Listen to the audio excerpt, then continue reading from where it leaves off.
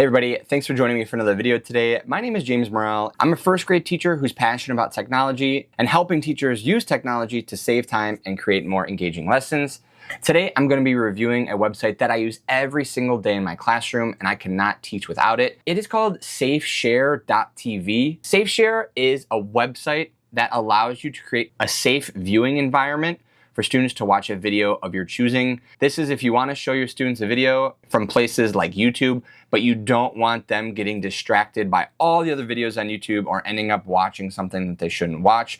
SafeShare was created specifically for that reason. So all you have to do is go to SafeShare.tv. SafeShare does have a free plan where you're able to try it out for 20 videos. And if you do like it, they have the premium membership, which allows you to add unlimited videos to their platform. And it's only $4.99 a month, which I easily pay for, especially since I'm an elementary school teacher.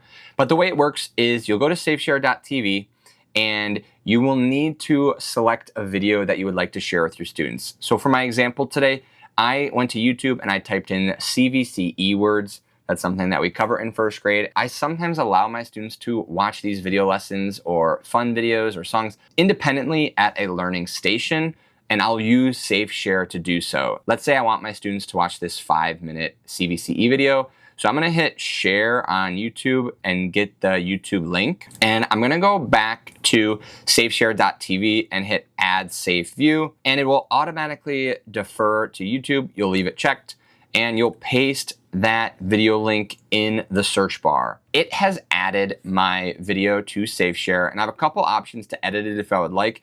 I can choose when the video will start or stop playing, which is a really awesome feature. Say there's 10 minutes of a video that you really like, but the last 5 minutes, maybe you don't want your students to see or it's not important. You can trim off the front or the end so students can watch the portion that you prefer. You can change the title, add a description. You have a couple other options at the bottom, like adding it to a playlist. If you do use SafeShare a lot, playlists are huge, an easy way for you to organize the videos that you've added to the platform so they're easy for you to find later. You can make the video private, enable subtitles, or hide the buttons. I do recommend hiding the buttons just so when students are watching the video, there's nothing else distracting for them other than just clicking play and watching the video. And when you're done, you hit the green check. It'll take you to the final safe video where you can click the share button in the top right corner. And this is the link you will share with your students. So they're watching it in that safe share view. They will not be watching it on YouTube. They are only gonna see what you want them to see. And that is how you share the video with your students.